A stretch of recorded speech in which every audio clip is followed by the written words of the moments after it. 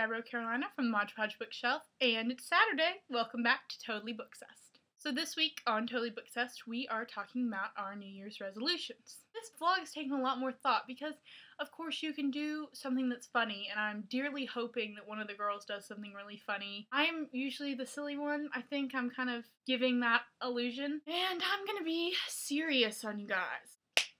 Cracking down. I'm not very good at resolutions. They're so much of a niche and not so much of a theme. As a writer, theme is really, really important. Theme is one of those things that holds an entire cast of characters together. If you don't have a common theme, eventually they're just going to be too divergent and disintegrate, and your story won't get told properly. So what is the theme of 2012, you ask? Live fearlessly. Now, there are a few parts of my life. There is writing, reading, blogging and vlogging, and life in general. I found a way to kind of make all of this thematically integrate. For reading, I have a problem with reading sometimes, and this can kind of melt into the blogging aspect that I let it overwhelm me. Just like someone who would rather watch movies than anything else if they're kind of like relaxer or their thing that they use to procrastinate, I read. I will just pick up book after book after book after book.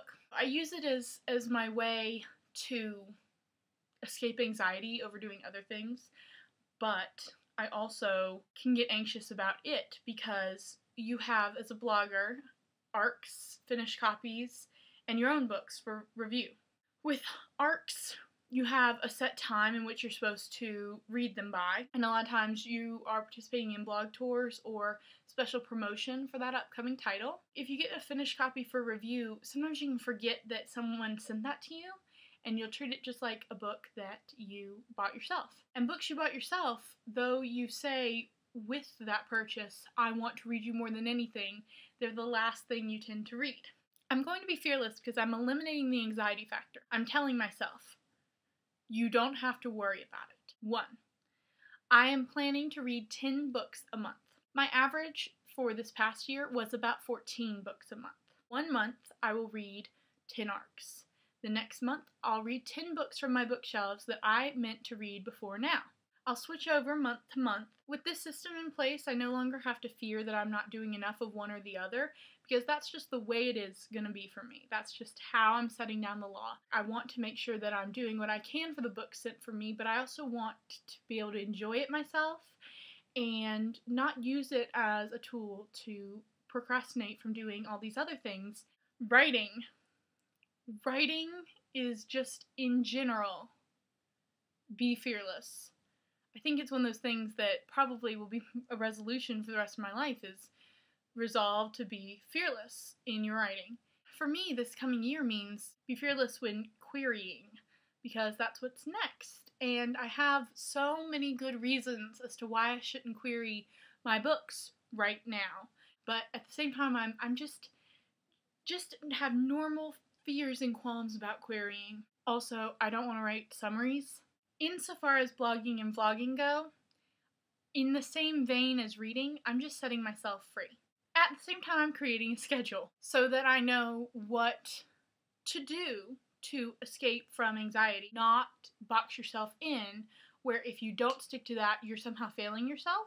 Fearlessly balancing, and I'm trying to shift my blog a little bit at a time from a review blog to a blog about books and authors and stories and writing in general, because I feel that that's where I'm going. I'm really hoping that y'all could be reading my books within a matter of years. I need to make that transition, and I also want to make that transition because at some point you just have to stop reviewing books and just start writing them. I've reached that point, and I love reviewing books, and I'm going to continue to talk about my favorites, but it takes a lot of energy and thought and all of that to write reviews that really show what you're trying to say. That can drain from your writing. Now we hit the one that is either going to be the easiest to explain or the hardest. Let me just begin this section of the vlog by saying that I've had a really tough couple of years. This past year in particular was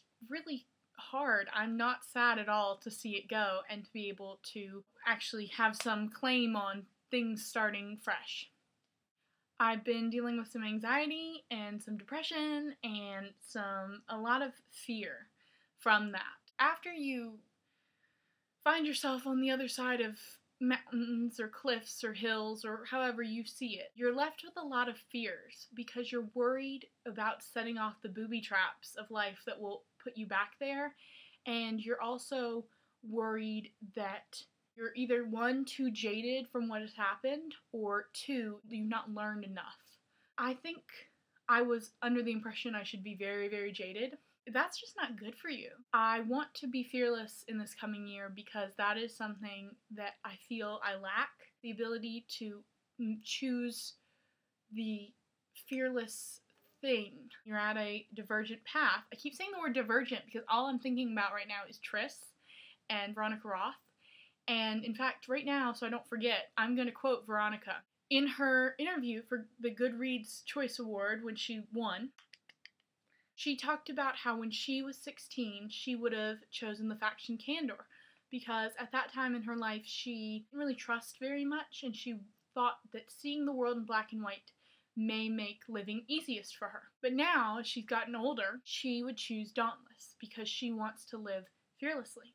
Now, that's not a direct quote. If you follow my blog, I always put these videos up, and so I'll put it down below so you can read exactly what she said because it's absolutely brilliant. I feel a sense of camaraderie with her in that because I too would have once chosen Candor for the exact same reason, and now I feel the need to be dauntless. I'm going to look at every choice I make and say which is the fearless path.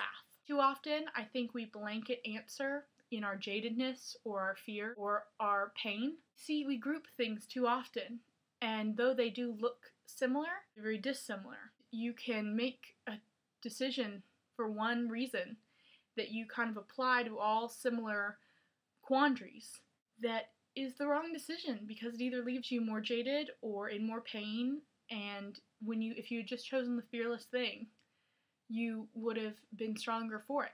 Certain fearless things I look forward to accomplishing: feeling better about myself, taking better care of my body, not allowing myself to shut away from the world and friends and people in general, sharing more because that is one thing a writer really has to learn is how to bleed at their typewriter. Although I think I've done a pretty good job of that, especially for the latest book.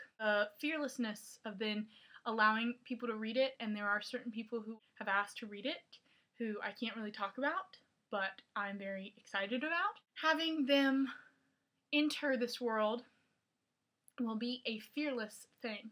I want to spend the rest of my life acting. No, that's not right. I want to spend the rest of my life being fearless, not acting fearless.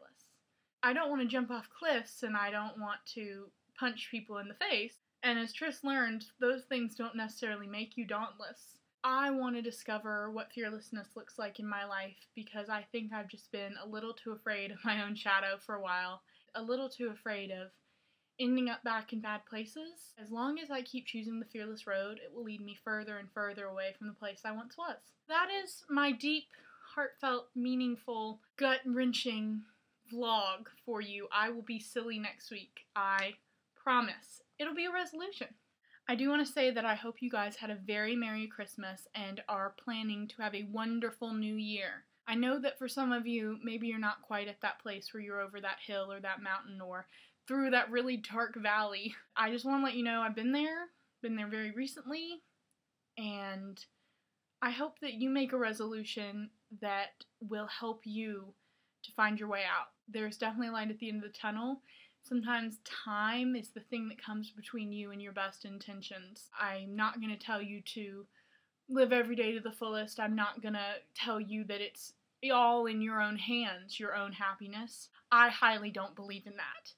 I think that time does get in the way, and sometimes you have to wait it out, but I pray that you will all be strong and smart and find beauty in the small things in 2012. See you then. Take me out of take me out of you, be the light in the